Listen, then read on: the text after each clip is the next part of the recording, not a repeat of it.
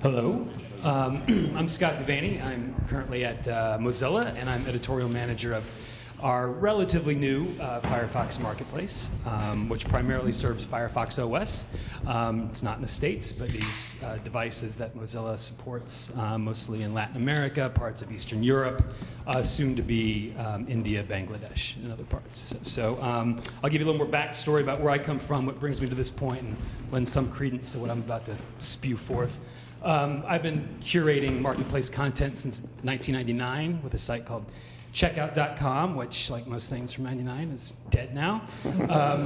But we had games, music, and movies, and it was pure editorial with this really clever idea with a buy button right next to a review, which was mind-blowing back then. So since then, I've moved a few places. I was also editorial manager at iTunes and the App Store.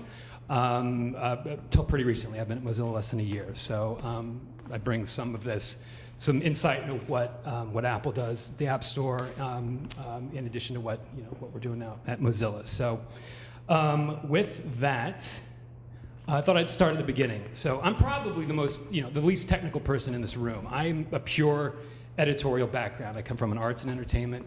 I worked at print magazines and stuff like that. And I thought I would start at the beginning of where I think the template was set for editorializing a marketplace.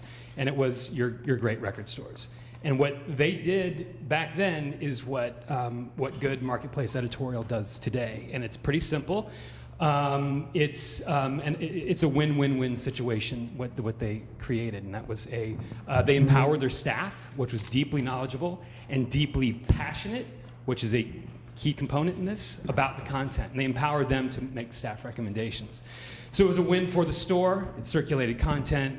It was a win for the content creators because it gave a lot of lesser-known artists some added exposure, and it was a win for the consumer. They were introduced to great content in ways they may have otherwise have gotten access to. Win for the creators. This is just a developer who did a game on Firefox Marketplace, was so thrilled about being featured. He tweeted out a screen grab from his analytics dashboard about what happened to his installs after featuring. So it's fun to be a part of those stories.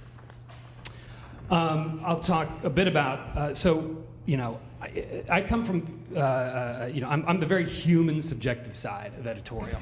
And I love working with all the exciting stuff that's going on with algorithms and machine learning and all that. And I'm very much of the opinion that as we move into more and more exciting phases of algorithms and machine learning and all that, it will always complement human editorial. It will never replace it. But I'm a little biased because that would put me out of a job. So I'm going to, but we leverage it to a great extent, machine learning, and I just think it's a great complement to human editorial. Here's an example where I think machine learning is doing a great job right now, or let's say a recommendation engine. This is search results for match 3 puzzle games on Google Play. And if you're not familiar with match 3 puzzles, you match up like colored or like shaped objects and they cascade off the screen in a really satisfying way. If you like this stuff, you probably like a lot of these games, and you download a number of these match 3 puzzles. So in that sense, knowing a user's history really benefits a recommendation of like-minded content.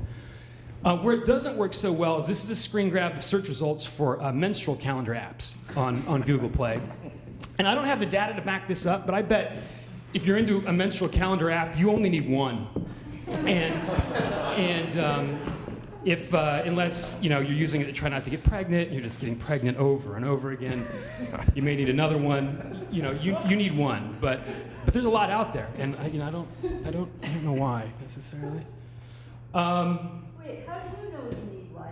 Well, I have a lot of female friends. We talk about a lot of things. So I'm comfortable with that stuff. It's fine. So content is king. I believe in that mantra, but I put in little parenthetical, locally relevant content is king. This is becoming more and more true in my experience, that content, I'm talking hyper-local content, is becoming more and more of an interesting space that consumers and users seem to be interested in. For example, these are all grabs from apps on Firefox Marketplace. This one, Butterfly, it's an app it's called I'll probably butcher it. It's a German app called Schmetterling or something like that, and it's made for this very specific region in Germany that borders France, and if you're into butterflies and checking out subspecies of butterflies, it helps you identify them. So it will never reach probably 1,000 downloads, but we're seeing a lot more of this type come out, and so if you are to treat them as a collective genre of this hyper local, it's an interesting new wave. Localize, and localize well. This is, you know, for those who are internationalizing their product, you probably already know this, but it's just worth emphasizing. If your app, and understand the distinction between localization and translation. Unlike the Iranian company who tried to export barf laundry detergent to English-speaking countries, that is for real. Or can anybody know eating raw fingers off? What major U.S. slogan that is? Yes, finger licking good. Tried to export that to China with very little success. Even Got Milk. There's a good. The most successful campaign in brand advertising was first exported to Mexico, and it was not localized well, and most perceived it as, "Are you lactating?" And they had to redo it a little bit, tweak it. Cultural zeitgeist. This is like a big thing for, or a big. This is where I think a lot of the human element comes into curation. Where you know, as much as possible, you know, everybody's in the moment, and leveraging your content to complement the moment is a big part of what I do, and various other, every marketplace editorial team I've been with. The World Cup was recently a huge thing for us. We created World Cup collection, not just a World Cup collection and made it global, but you know, our World Cup app collection for Poland was a little distinct from the collection for Germany, was a little distinct for Brazil, the host country, everything. It was very, you know, our app collections in Poland and Germany and other places, you know, there were travel apps. Are you going to the World Cup? Here's how you can find airfare. Here's where you can find local hotspots when you're there, da-da-da-da-da. Very different than how we catered it for Brazil. My last piece on quality. I think some folks have already mentioned stuff. You were just mentioning quality. People only want, there are only so many good apps. You know, I've been helping content developers market their stuff for a while now. Even a few years ago, when the whole rush to market thing was a big deal, and they're saying, get it out there, iterate, get feedback. I was never a huge believer, even in 2009 and 10, and I'm definitely not a believer now. There's nothing sadder than somebody who pushes their undeveloped app out and then has a successful marketing campaign. And you get that little chart right there. And those thousands, hundreds of thousands will never come back. I'm a big believer in putting your best foot forward, and within a realm of, you know, a reasonable time frame, and that's really, you know, I think gives folks the best shot at success. So look at that hideous thing, pet baby. Yeah, that's for real. That's my little talk. So cool. All right, that's fun. Fun talk. Who's got some questions on? Yeah, you're right. Let's end on a positive note.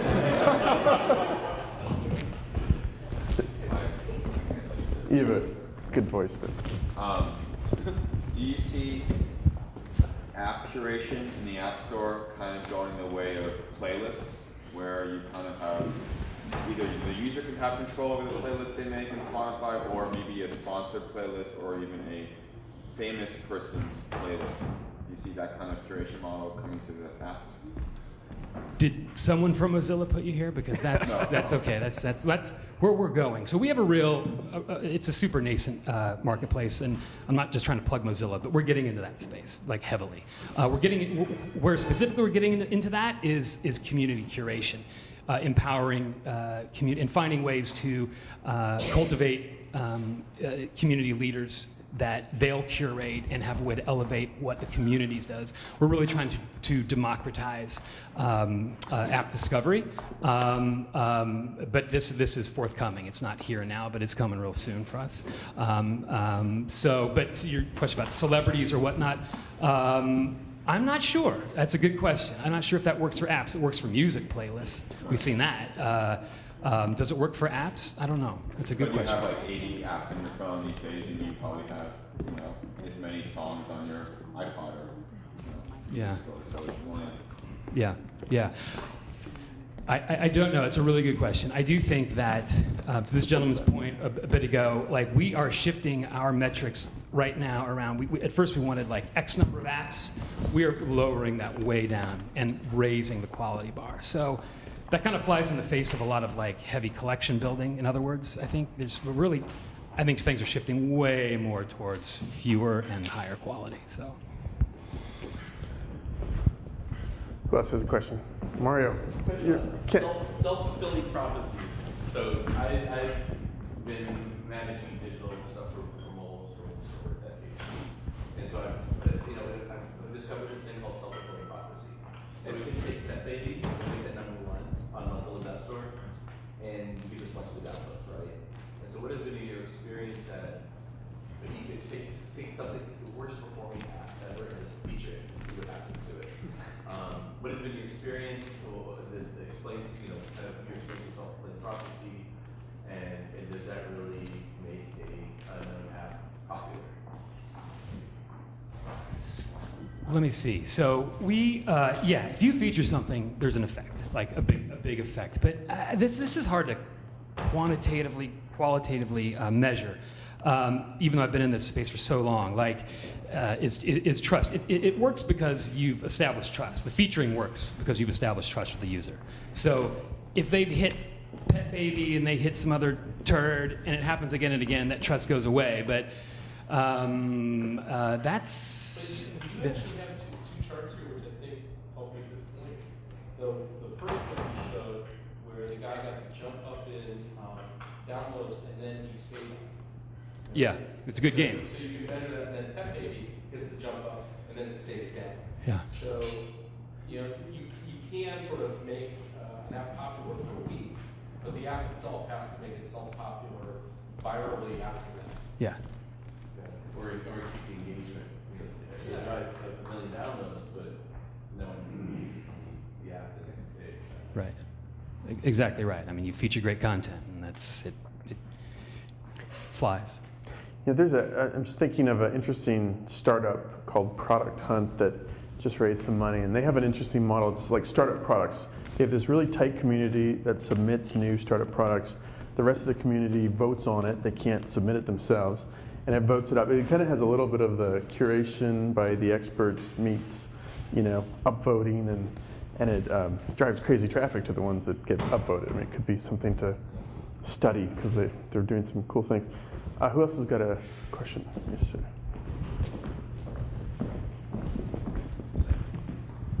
You see. Let me try again. Maybe not. Sorry. Thanks. You seem excited about this concept of democratizing curation. Is there anything more you can say about how that might look from a user perspective? Sure. From a user perspective, well, this might be a little abstract. There's a main, basically setting up a subsection of a marketplace that is a free-for-all of community curation, where there are all sorts of mechanisms by which, whether it's just surfacing reviews or users creating collections, finding other collection creators and following them. Anyway, just creating a playground for the community that's a little separate from your more polished home page of your marketplace, and allowing natural leaders to emerge from that, but giving the space for that to organically happen. Take that. Good. Sort of a silly question for the group. Has anybody that's doing curation tried one of the sort of the Facebook test, where you showed one group of people all positive apps and showed the other group of people all negative apps, and then sort of judged it afterwards. Has anybody done sort of A/B testing on curation? What do you mean by positive and negative apps? Well, Facebook did this thing where some of us got positive feeds and some of us got negative sentiment feeds, and then they wanted to see how that affected our enjoyment of Facebook. And so they did a little A/B test on us. And I'm wondering if anybody in the curation space has done sort of that A/B test on curation. Not I. We all loved our jobs too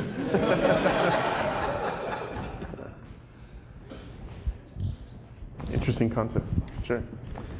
How are we doing on time? We might have time for one more quick one. We've got our hard stop after the break. Let's take one more question and then break for coffee. Yes, ma'am. So, as Telefonica, but not necessarily the Firefox related question, but as Telefonica, there was a time when there was less apps, and so we were able to curate and develop partnerships and give distribution to certain apps based on a variety of different things, including would our customers like it, but also what kind of revenue do we make from it, that sort of thing. So now that there's so many apps and so prevalent, and Samsung's putting apps on their phone, and you got all this overload. Now the powers that be think that there are other ways in which we sort of can control that and maybe make some revenues, and then push what we think would be great apps to our customers. There's things like home screen takeovers that you can, the phones that you're pushing through your channels, but the apps that you want to put in there that you're going to make money off of, the ones that you think are cool and hip. And suddenly we think that we should have a say in the apps, this curated, sort of half curated but half monetizable way of getting apps to our customers. And I have a concern about it because I think that you can't possibly know when you have millions and millions of customers what everybody likes. The companies that are offering it say that they can, read what the customer likes and offer up the apps that are right for that customer.